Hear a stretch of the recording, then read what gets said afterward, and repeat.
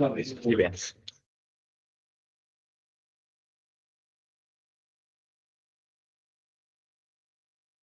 So it's time to start the event. Today, Stefan and Minami-san came here and have a lecture about climate literacy. So please start your session. Yay! Thank you very much. Please approve. Thank you, Yohei, for the organization of this event and inviting us. My name is Stéfan. I'm from France, and we are going to talk tonight, or this morning or afternoon, because I think some people are in different regions online. We're going to talk about climate literacy and greenwashing. Before I start, I will briefly introduce myself. As I mentioned, I'm from France. I used to work for the French Ministry of Ecological Transition in charge of environment, transport, etc. until 2016.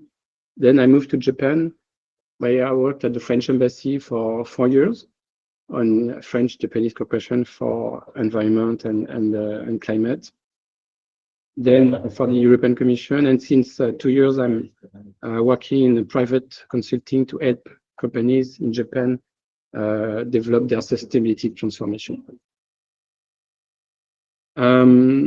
Before I start, I invite participants online to ask questions in the chat during the presentation so that we can reply at the end when we'll have a Q&A session. Don't wait for the Q&A session to ask your questions. You can ask as I present. So let's dive into the topic of greenwashing. First, what is greenwashing? Some people are already familiar about the concept, some are not. So I will briefly explain what is greenwashing. Greenwashing is when a company is pretending to be green when the company is actually not green, still having very polluting activities, but pretending to be green.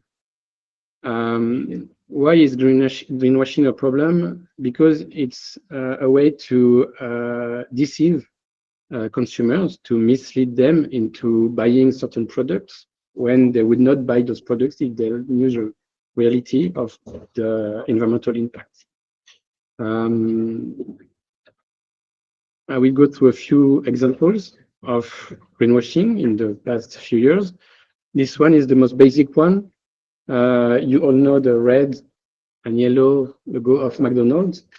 In Europe, in some European countries, in 2009, McDonald's changed the red to green.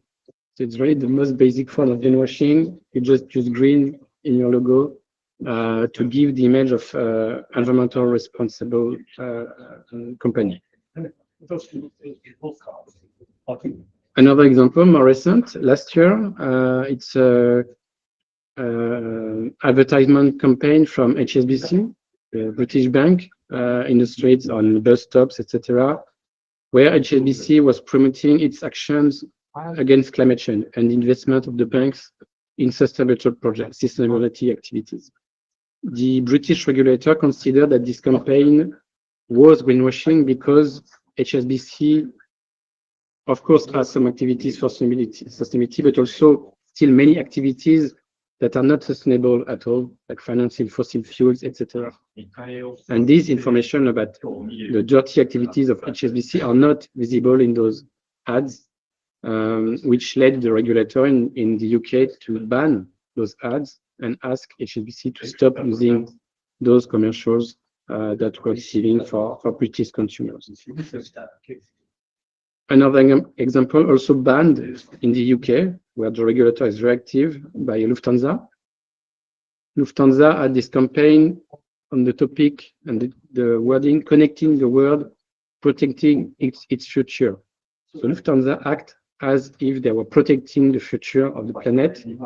Here, the regulator in the UK again considered that it was deceiving for consumers because no airline company in the world at the moment is protecting the future. There's no technology or no solution available at the moment that allows any airline company to prove that they are protecting the future. There's a negative impact that is not visible in this campaign, and that led the regulator to ban it again in the UK.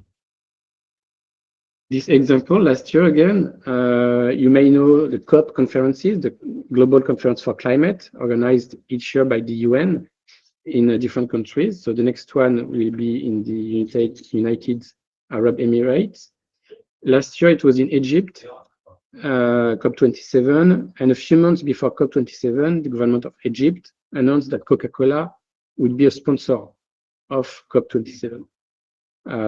Coca-Cola being the biggest plastic polluter in the world, biggest sponsor of the biggest conference for climate in the world, led many environmental NGOs and people on social media to react very negatively because it was seen as a very obvious move of greenwashing by Coca-Cola to use this conference. Last example, Volkswagen in 2014 launched a campaign of what at the time they called clean diesel. In TV commercials, in street posters, in magazines, etc. There was this campaign on clean diesel by Volkswagen. So the first problem is clean diesel. You cannot really say that diesel is clean because it's a fossil fuel that emits CO2 when you burn it. So the simple wording of clean diesel is a problem. But this campaign was an even bigger problem than just the wording. What happened is that Volkswagen cheated on testing that were done on the engines to artificially reduce the amount of pollution from those vehicles and communicated on fake data. So it was really a lie, an obvious lie, and the company knew about it. That led to legal actions in many countries in the US, in Germany, in the UK, Canada, etc. Legal actions was taken against Volkswagen for this campaign. So as you can see through those examples, there are different ways for companies to greenwash. I will not go into the details of those classes. There are different ways to classify greenwashing. This classification is from an agency called R&G. They specialize in sustainable branding for companies. A few examples that I may highlight. The first one, best in class on the top left. It's when a company pretends or acts as if it was the most advanced in sustainability without actually proving that it's better than competitors. The next one on the right, SDG bingo. SDGs logos are everywhere in Japan. So the pin on jackets of business leaders or politicians, and also ads in the metro, etc. So it's also a new technique that companies use to associate their brand to the SDGs from the left. Another one on the top right, no proof, is when a company will make a claim that a product is sustainable without providing any evidence to the consumer.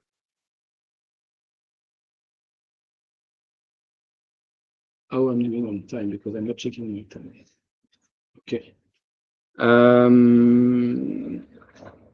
So the examples that I show are isolated example, but it's not only a few examples. The problem of greenwashing is now widespread. You can see a few figures here. On the left, it's a study from the European Commission in 2020 that found that 53% of products had vague or misleading or unfounded information on sustainability claims. So 53% of products were considered as greenwashing in the EU in 2020. The next figure, 42%, is another study in Europe on websites.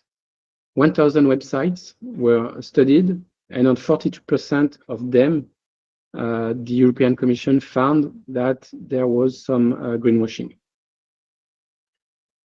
Because of those massive amounts of greenwashing in ads, on products, on websites, etc., the trust of consumers is eroded. We now have 60% of consumers who think that companies are greenwashing. The trust is broken between consumers and companies because of this widespread greenwashing.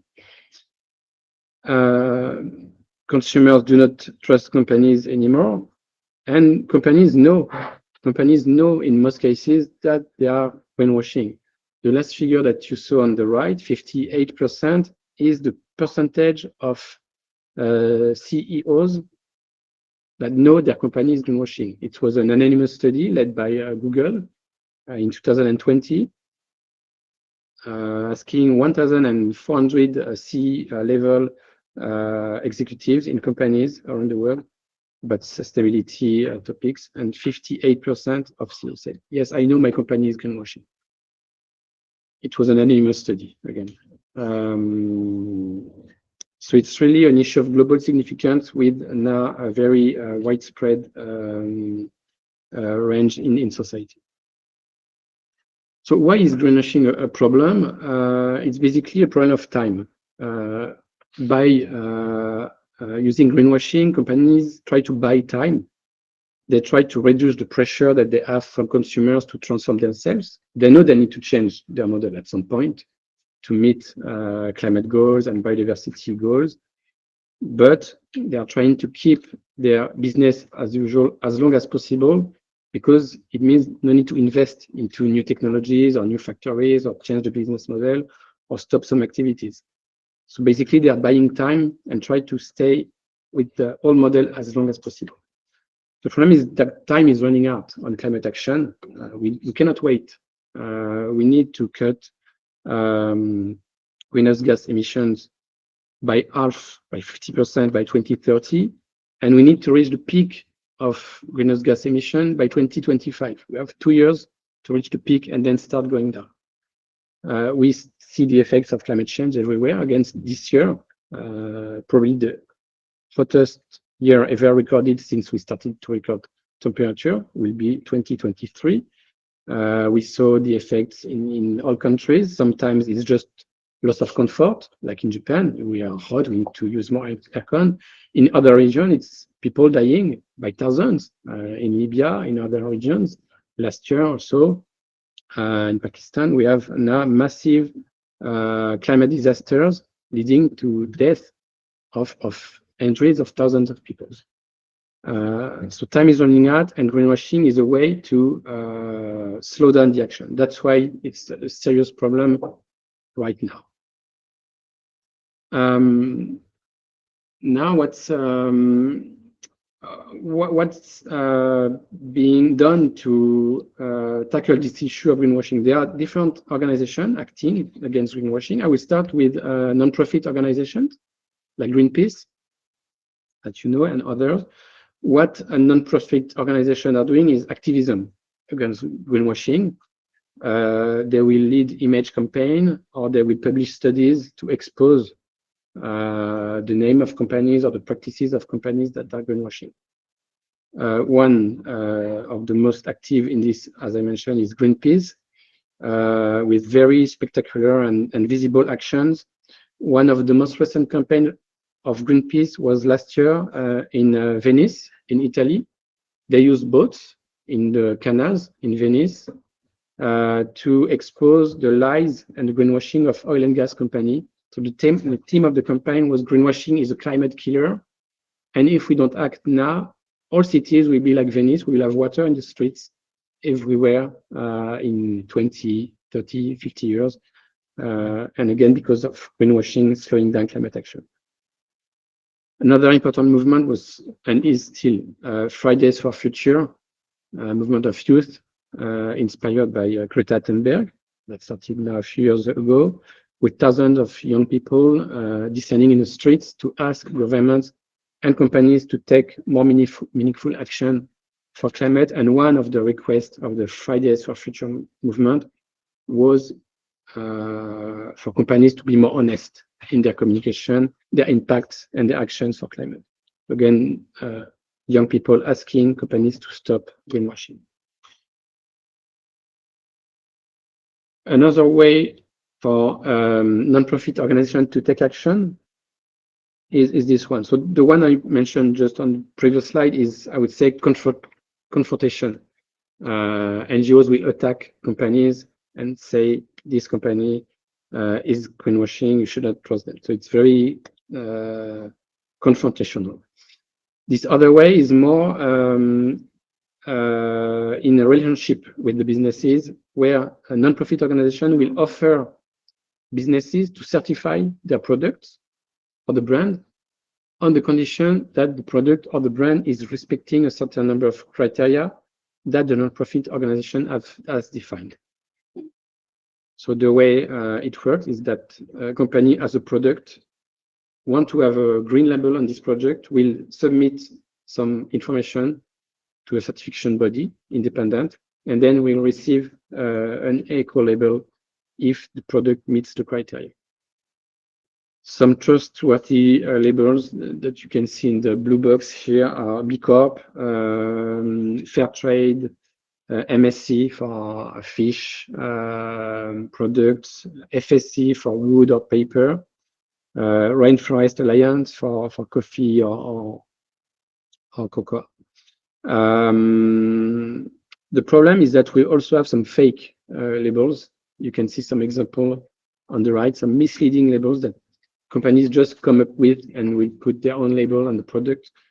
On the greenwashing techniques that I had in one of the previous slides, this technique is called imaginary friends.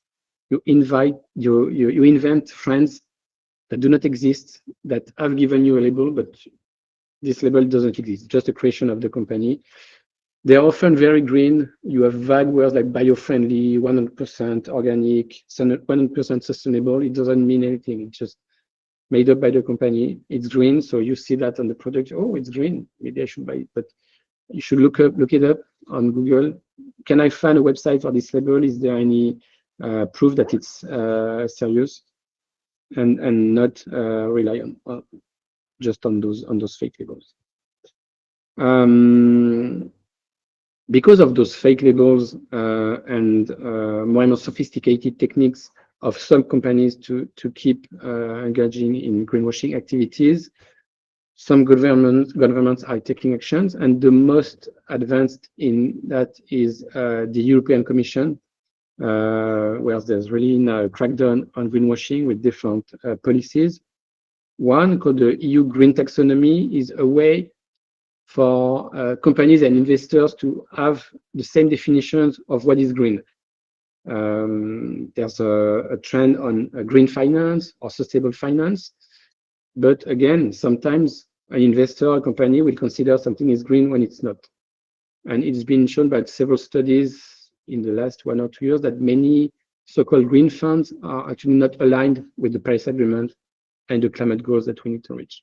So what the EU is doing is defining what is green through the green taxonomy, so that companies and investors can refer to the same list that define officially what is green. If it's not in the list, it's not green. It cannot be considered as green in Europe.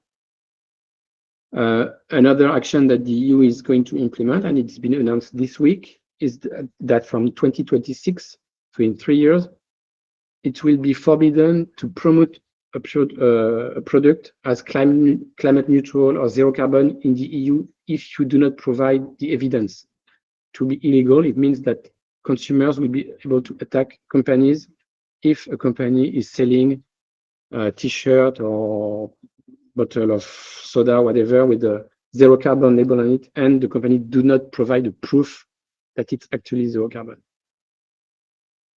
This will apply to imported products as well. It means that Japanese companies selling in Europe will need to be careful about that.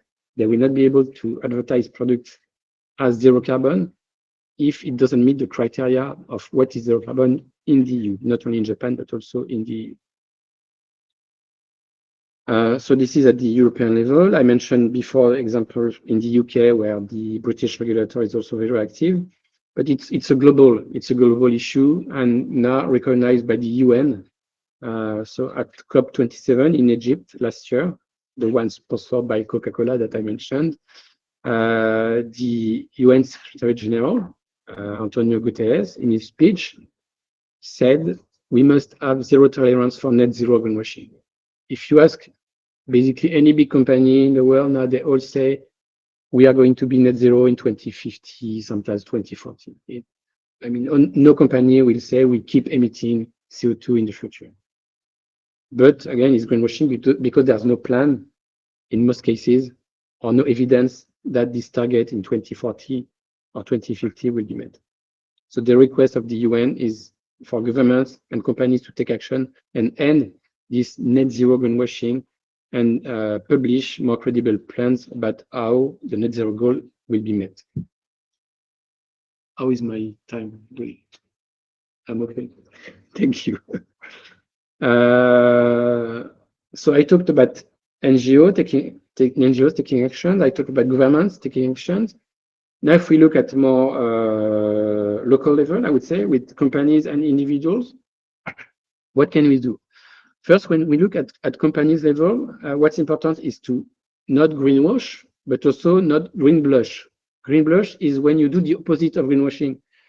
You don't communicate at all about your green activities because you're not sure, or you're very humble, or you're very shy. You don't want to be criticized for doing little when you should do more. And it's called green blushing.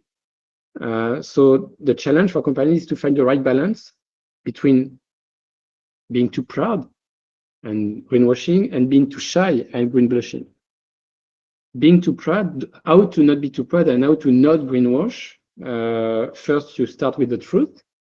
If your company is not going to cut emissions by 100%, but only 50%, you say, my target is 50%, not 100%.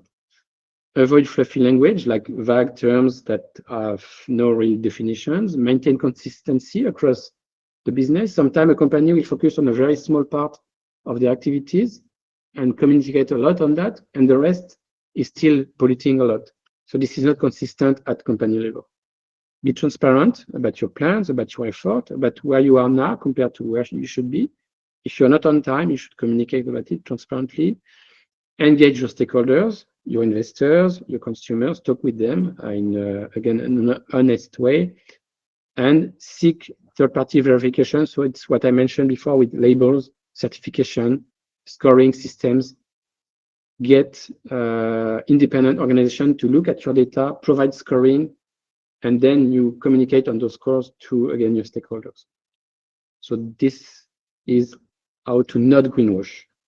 Now, how to not green blush, how to not be too shy. First, start communicating on your green activities. All companies have green activities. It's impossible to have zero green activities now. You can start communicating, but don't communicate too much. If it's small activities, you can communicate. We are doing this. It's the first step. We know we need to do more, but we start with this. Focus on data. Data is a very important thing to do as a first step. Many companies will start taking, I would say, random actions because, I don't know, someone had this idea in a meeting, and okay, we will do that. But the first thing should be data. Measure your impact, measure your carbon emissions, know where your big problems are, and then you can start to focus on those big issues. Communicate on future goals, again, in an honest way and with the support of plans, and not just goals, but also plans. Regular follow-up on where you are and report, and identify opportunities to transform your business using this positive engagement and honest engagement with your customers. As individuals now, what can we do? You and me, what can we do against greenwashing? It's difficult because companies that greenwash have huge resources. They will spend tons of money on campaigns. They will hire professionals of communication to try to deceive us and try to manipulate us as consumers. So the first thing, maybe the best first line of defense is knowledge. The more you are knowledgeable about sustainability, the more you document yourself about greenwashing, about past stories of greenwashing in other countries that have been exposed by regulators, by NGOs, the better prepared you are to identify when a company is trying to get you into something that is not honest. Minami will talk more about climate literacy in the second part of the conference. So knowledge is power. Then when you have some knowledge and you start to be equipped and more confident, you can, between 2 or 3 products, try to find the one that is more honest in the communication. And in that way, you will reward the company that is more honest, and you will punish the company that is trying to lie to you by using your money as a voting ticket. And the third part, when you have identified greenwashing, especially today with online communication, is very easy to share what you know. You can contribute to the effort of non-profit organization on social media, talk with your friends, with your family, with your colleagues. This company has this big shiny campaign now in the train, but I think it's greenwashing because this and that. So maybe you're my friend, maybe be careful before buying this product because maybe they're taking your money when they shouldn't take your money. So sharing what you know is also very important. How to spot greenwashing when you are in a shop? There are different ways and different basic techniques that you can use. Again, it's not easy because companies have huge budgets and huge capacity and use more and more sophisticated techniques. But you can have some basic techniques that you use when you are on a website, online shopping, or in a shop, comparing products. One is examine the claims. Search for something that is too positive, like 100% sustainable. It's almost impossible for any product to say we are 100% sustainable. So if you see something like this, it's suspicious. And then you can try to find evidence. Check for certifications. Again, the labels that I mentioned, B Corp, MSC, FSC, Fair Trade. Those are certifications that are usually reliable. Beware of green imagery. Companies that do greenwashing, they will put green everywhere. I used the example of on my first slide of McDonald's changing the logo from red and yellow to green and yellow in Europe. This is green imagery. Usually, the more green you see, the less green it is. If it's too green, it's suspicious again. And if I go back again to the labels here, you see the trustworthy labels, they are not green, most of them. But the misleading ones, they are all greens. So the honest labels are usually not greens. Not always, but in most cases. So beware of too much green in the imagery. Question unrealistic claims. Again, absolute eco claims, 100% renewable, 100% recyclable, 100% sustainable. It's suspicious. Seek transparency. You can look at the website of the company or the sustainability report, or if there's a label, you can search if it's available online with more data. And again, build your own environmental literacy, learn about sustainability, stay informed, look at the news. Greenwashing now is exposed by some media, by NGOs, so it's more and more easy as a consumer to find online information to build your own understanding of the problem.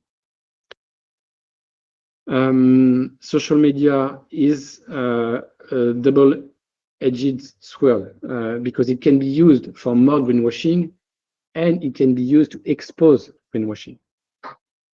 An investigation this year, 2023, revealed that fossil fuel companies are paying social media influencers to embellish their image. So they will give money to influencers on YouTube, Instagram, TikTok, etc., to lead campaigns with the brand shown here and there, and usually associated with something green or sustainable. So it's been revealed, I think it was 1 or 2 months ago by some non-profit organizations. Some social media influencers also spread the image of unlimited consumerism. They will take airplanes to travel every month, sometimes every week. They will buy new clothes every month, every week, sometimes every day, because they have big sponsors that use them to position their products. And the problem is that influencers on social media do not have the deontology or trainings that actual journalists have. So they sometimes will present something as information when it's actually a commercial. However, and the good news is that there's now a counter movement emerging on social media with some accounts with growing traction, exposing greenwashing. I have here, I introduce here 2 examples from France. The first one on the top, in French, the title means "Pay Your Influence," and it's on Instagram, an account that exposes greenwashing by other influencers. So they will say, this influencer did this collab with this brand, but it's greenwashing. It's a way to engage other influencers and also to inform the audience that there's greenwashing on Instagram. In the middle, it's on LinkedIn, 46,000 followers, again in French. They will take ads from companies that they consider as greenwashing and explain why is greenwashing, and usually making fun of the company behind that. At the bottom, Glimpse, it's a collective of young creative professionals working in marketing or advertisement in the UK. And they work together to create campaigns or online or offline against greenwashing. So there's a movement against greenwashing on social media. A quick focus on Japan. When I arrived in Japan in 2016, I was surprised by the amount of greenwashing. I mentioned that in Europe, there's now some recognition of the problem, and it means that in Europe, companies need to be more careful. In Japan, I would say it's not yet to this level. I saw the SDGs logos everywhere. One example, personal story, is my bank. I have a Japanese bank, and I received an offer last year or 2 years ago. It was SDGs campaign, sustainability campaign. And the concept was if I spend, I think it was 100,000 yen or 300,000 yen with my credit card over a certain period, I will get a free fair trade product, organic product. The first problem is that I don't need this product, probably. I don't even know what it is, so I don't need this product. So don't give me a product I don't need. It's not sustainable, even if the product is organic. And the second problem, the biggest one, is that they ask me to consume more and buy more using my credit card. I need to reach a certain amount as part of a sustainability campaign. It doesn't make sense to encourage people to buy more in a sustainability campaign. So it was pure greenwashing. And I think a campaign like this in Europe would not be accepted by consumers and clients of the bank. So personal explanation of why greenwashing is still relatively easy in Japan is media landscape. Japan is unfortunately last in the G7 countries for the freedom of press. Journalists tend to follow companies or government and not always question claims from companies or especially on sustainability. Second one is NGO influence. NGOs have less visibility in Japan than in Europe and the US, less membership, less supporters to provide money, so they have less capacity to lead visible campaigns. And the third one, consumer dynamics, is the more difficult access for Japanese consumers to information about sustainability. It's easier for consumers in Europe to get access because, again, there's more online information, more active NGOs, and more sustainability education in general. In Japan, it's more difficult for individual consumers to navigate because they are less informed. One example to illustrate that is the paper straws of McDonald's. So McDonald's started to replace the plastic straws with paper straws in some countries in 2018 in Europe. It seems like a good idea at first. Plastic versus paper, okay, it's great. But if you look a bit behind the surface, there's a problem with the paper straws. The first problem with paper straws is that it consumes a lot of water to produce. And the second problem is you cannot recycle. So some NGOs, when the measure was introduced in Europe in 2018, attacked McDonald's. It's greenwashing. It's not sustainable. The real sustainable action is to just stop giving straws to everyone. Maybe consumers don't need straws. The other problem was that this campaign was used by McDonald's as a flagship campaign, but the real impact of McDonald's is much bigger than the straws. It's the single use items like the cups that you have, and it's the meat. Beef meat is a huge source of emissions of CO2, and the main product of McDonald's is hamburger with meat. So McDonald's used this small action to hide the bigger impact. So McDonald's was very heavily criticized in 2018 when they launched this campaign of paper straws. McDonald's Japan launched the same campaign last year. So McDonald's introduced paper straw in restaurants in Japan last year. And what struck me is that the coverage of media like Nikkei, you can see the article from Nikkei here on Nikkei Asia in English on the slide. The coverage was very positive. Like, it's great, McDonald's is becoming sustainable. They have paper straw. There was no reference to the backlash or the controversy that happened a few years ago in Europe.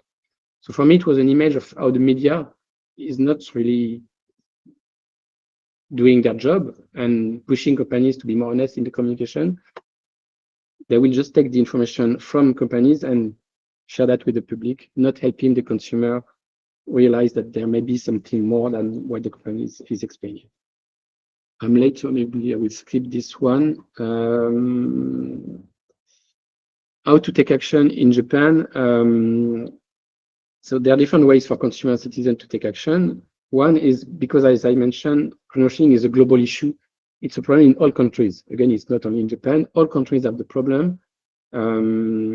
So one thing that Japanese consumers or citizens can do is look beyond borders, because, and the example of McDonald's and the paper straw that I mentioned, examples of greenwashing happening now in Japan maybe have been documented and attacked or exposed already in other countries 2 or 3 years ago. So that's one thing. The second is, again, education. And Minami will talk more about education in the next part. Deepen your understanding of sustainability to be more able to identify greenwashing tactics from companies and be empowered as consumers. Resist to media and advertisement, challenge brands, ask brands to provide evidence of their green claims, and share findings with friends on social media, etc. My last slide before I leave it to Minami is a focus for a younger audience, or maybe those of you thinking about sustainability career change. There's no problem in Asia. There are not enough sustainability professionals. And it contributes to greenwashing because we need experts in companies to avoid accidental greenwashing. We also need sustainability professionals in non-profit organizations or more generally in society to put more pressure on companies to stop greenwashing.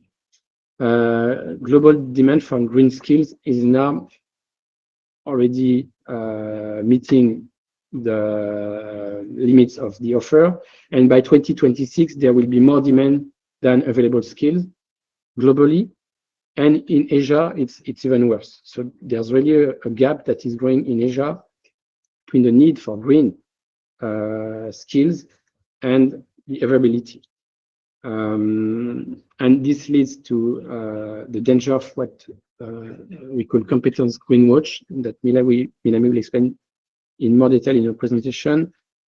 Competence greenwash is basically when a company will pretend to have green expertise within its management or staff when those employees or manager actually do not have the training, the skills to work on sustainability. So it's also a new form of greenwashing where the company will pretend to have the skills where they don't have it. Minami will explain that in more details. I will stop here for this first part on greenwashing, and I need to Minami to talk about how education and literacy can help people and company fight greenwashing. Thank you very much.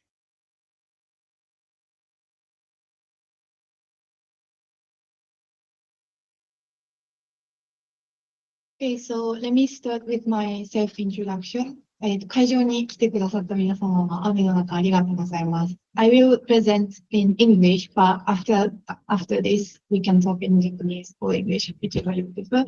But yeah, thank you all for joining this webinar. And my name is Minami Shinohara, and I'm working in Asuene as lead consultant of Global Sustainability Department, and also facilitators of some educational workshops and stuff, which I will explain later. But personally, I have a passion for education and also positive impact on society. And I started my career as HR, so I had more passion on diversity and inclusion at the beginning. But then I realized, like, okay, the time is running out. We need to take action for the climate crisis. So then I changed my career to become sustainability consultant.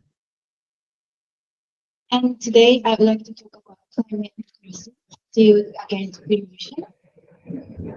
As we all have clearer understanding of what greenwashing is, thanks to Stefan's presentation, we are going to talk about how we can fight against greenwashing. So here is the story about the famous Italian scientist Galileo. As most of you know, he discovered evidence that the Earth revolves around the sun, which is the opposite view of Catholic Church. What did they do? Catholic Church suppressed his findings to prevent the spread of this scientific truth. So we must be aware that there may be powers that seek to control us by preventing us from putting knowledge. The fact that knowledgeable consumers are less likely to be deceived by greenwashing, as we learned from Stefan's presentation. So for example, let's say you are looking for some products to buy, and if you are informed consumers, you would ask to yourself, like, is the product in line with my own environmental consciousness? Or is the eco label on this product reliable, or is it fake? Or like, is the information about the company and its products disclosed with sufficient transparency?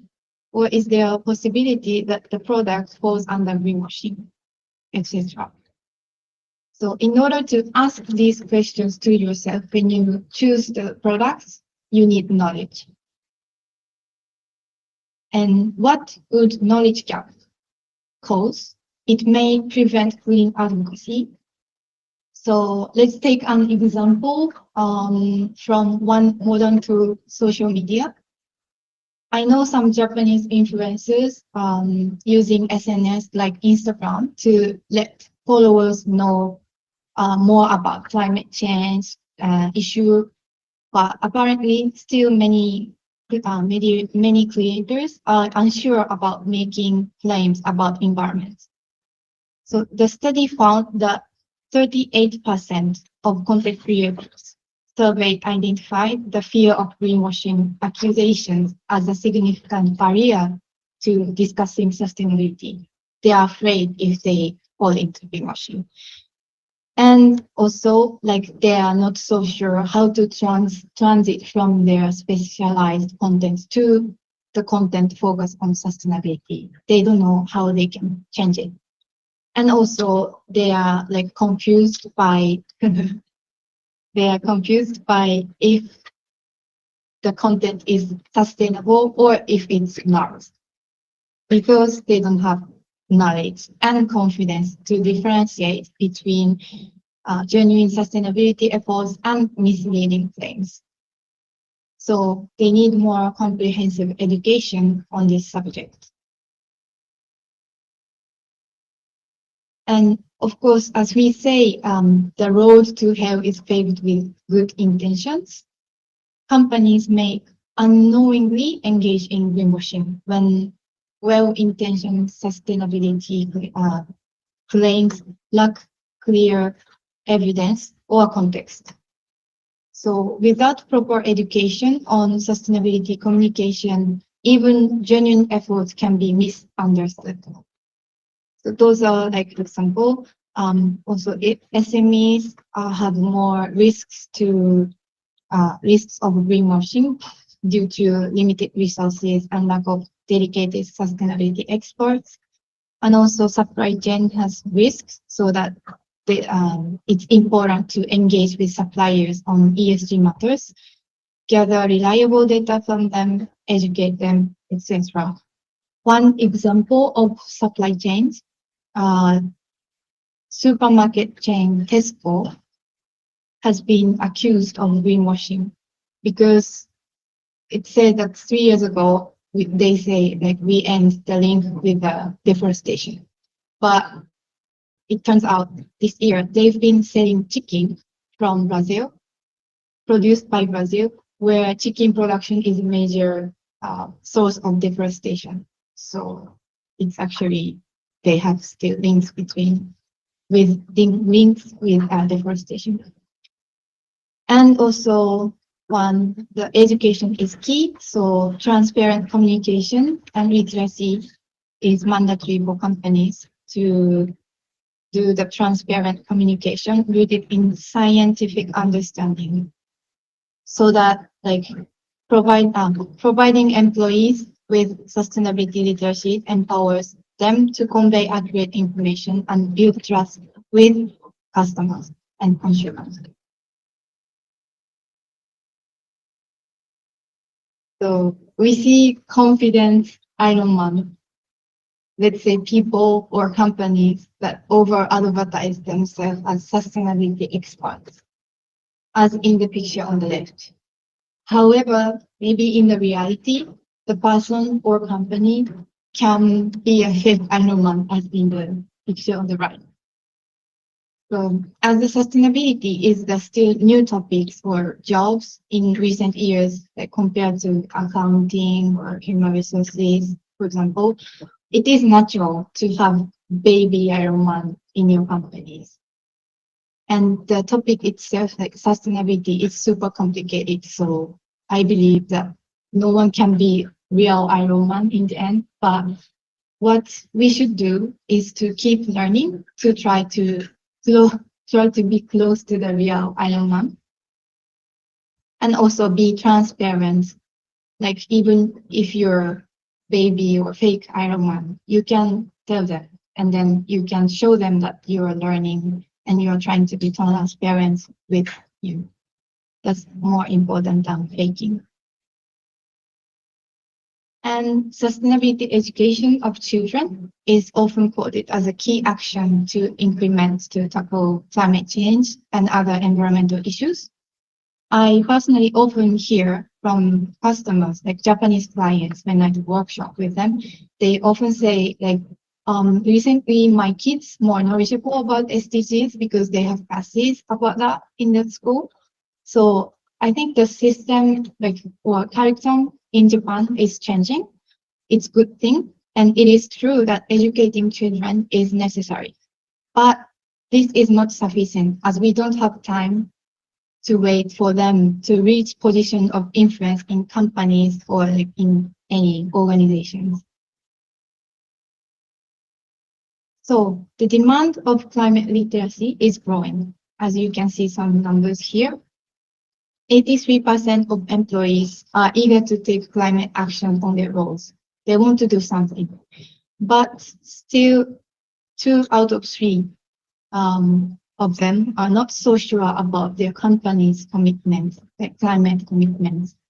So that like 1 in 7 employees would consider leaving their roles to engage more directly with climate-related endeavors, which is actually my case.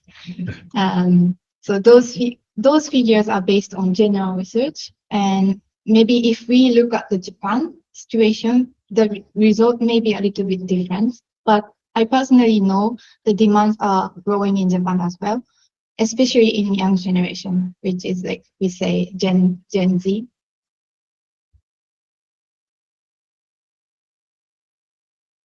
And yes, a wave of new tools. So this is an example from France. After Paris Agreement, there are several environmental educational tools are developed. One is Climate Fest, is a powerful tool for providing a quality climate education. It's a workshop. I will explain it a bit more later. And the other is biodiversity collage, similar to climate trust, but focusing on biodiversity loss. And two tones, a workshop to understand how to take action both individually and collectively. And my shutsu is also like to know, understand more individual level, what is your carbon footprint and how you can reduce it. And climate school is e-learning platform so that like thousands of employees can get the opportunity to learn about sustainability. And from all of this, I will explain a bit more about climate risk. It's a global, it's very successfully spread in all over the world. So now we have more than 1 million participants and it's used in many countries, like 130, and it's available in Japanese as well, and 50 languages. So what climate risk is? It's scientific, accessible, and effective, and fun workshop, I would say. So the facts in climate stress are sourced from the most respected scientific publication, which is IPCC report. So it's scientifically like right content, I would say. And so that climate risk is neutral and objective and presents only established scientific facts. And it's more like collective workshop style, like you use the cause to understand the cause and consequences of climate change. And then you talk with participants how we can think, like we can take action as individually and also collectively. And in the end of the workshop, you feel like, okay, we are facing this issue all together and we need to act now. So it's good to motivate people and also let them understand the science behind climate change. And yes, so Climate Risk Japan exists and they do public workshop every first Sunday in Tokyo for free for now. So if you're interested in, and if you're in Tokyo, I would recommend you to go to their website and then maybe try out the workshop. I sometimes do the public workshop as well, and I will probably facilitate the one in October. So maybe if you register, we can see each other there. But for the international participants, they are also doing online workshops in English or French or some languages. So you can go to the website and you can try it out. But also we, as Asuene, we offer professional workshops for companies. Like when companies want to do workshop as their training, we can offer workshops to them as well. So sustainability literacy and education level can vary significantly by region. So generally, developed countries tend to have higher levels of sustainability literacy due to better access to education and information. As my personal experience, when I conducting workshops for internationally diverse participants, I feel the literacy gap. And we should not have this gap as the issue is related to anyone on the earth. So we should equally have same knowledge about this topic, sustainability literacy. So that's all from me. And those are key takeaways from today's presentation from Stéfan and me. And I hope you get some idea of what the greenwashing is and also how sustainability literacy can prevent us from receiving greenwashing. And yeah, the final one, the urgent matters, the clock is ticking, false information hinders progress is the main message I would say when we talk about climate crisis, because the time is running out. We need to take action right now. Thank you so much. And we can move on to the Q&A session, but let me share the, how do you say, our information here. So if you'd like to get more information or get in touch, please feel free to connect with us on LinkedIn or come to our website. But thank you so much for taking your precious time on this happy Friday. Thank you so much. So, thank you very much. So the lecture part is finished, okay? Yes. Okay. So in the same time, I send a questionnaire to everyone. So please send your feeling or question to the questionnaire. And in the real site, we start QA and social gathering. So it's time to finish this. We have online lecture part. questions. We have 2 questions in the chat. So can you Before closing. reply at Yeah, now? yeah, very Okay, briefly. please reply. 2 questions from Nela. Thank you very much. So the first question is about social pressure. I suppose you referred to what I talked about Japan, and so it's more about, I would say, social conformism. So it's something that we saw during COVID, for example. If you compare France to Japan, in France, the government asked everyone to wear a mask. Some people wear the mask. Some, I don't want to wear the mask, I'm free, blah, blah, blah. In Japan, government say wear a mask, everyone wears a mask. 100%, no one is. So there's a social conformism that sometimes is good, but sometimes, in the case of greenwashing, because it conformism to government, but also sometimes to companies or powers in general. And this social conformism can, in some cases, lead consumers to, I would say, not challenge what the companies are saying, because everyone is buying this product that is apparently green, but it's not. So that's what I wanted to mention with the social pressure or social conformism. The next question from Nela again, thank you again, is if there are no specific regulations and control bodies, why would companies implement good practices? That's a very good point. And that's what I tried to explain with the problem of time running out. We can wait for companies to realize that they need to change. At some point, they will realize anyway, because phenomena will appear, risks will increase if they don't change their businesses. But the problem is we cannot wait for everyone to realize by themselves. So that's why we have different sources of pressures that appear. One is regulation, as you mentioned, Ella, in your question. In Europe, for example, the case that I mentioned, there are now regulations implemented to end greenwashing with the green taxonomy that defines what is an sustainable economic activity. The ban that I mentioned from 2026 on claims on products such as zero carbon or climate neutral. So this will be forbidden in the EU in 3 years. And some regulators in other countries are taking action against greenwashing. So that's one part, the regulation. And the other part is actions from NGOs or consumers. There can be some damage for companies if they are conducting greenwashing and it exposed by Greenpeace or other, and if the exposure gets some visibility and maybe sometimes more visibility than the greenwashing campaign itself, it's big damage for the reputation of the company.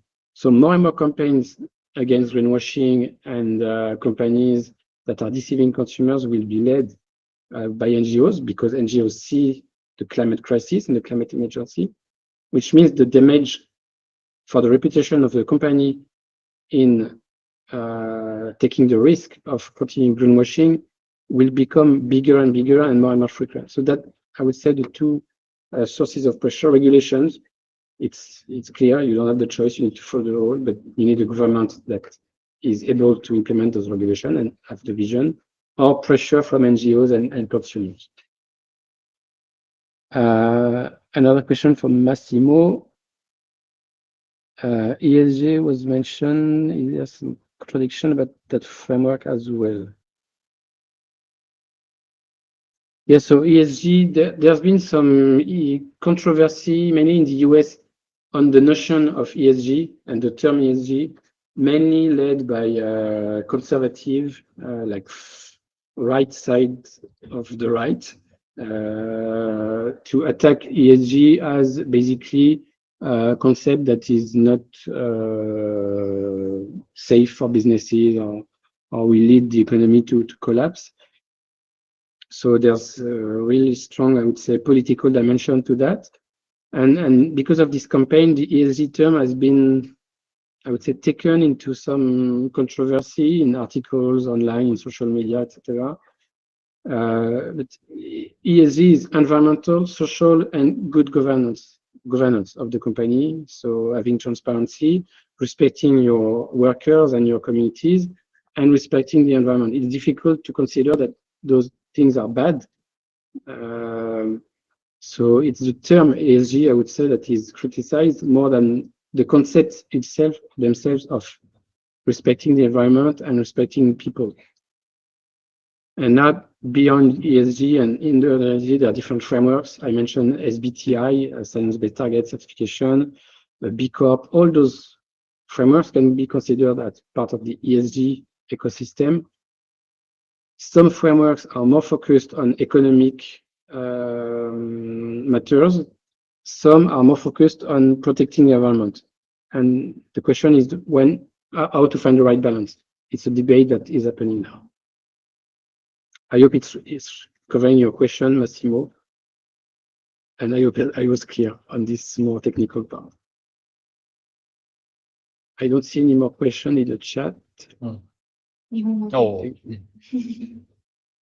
So maybe we can move to discussion with the audience here.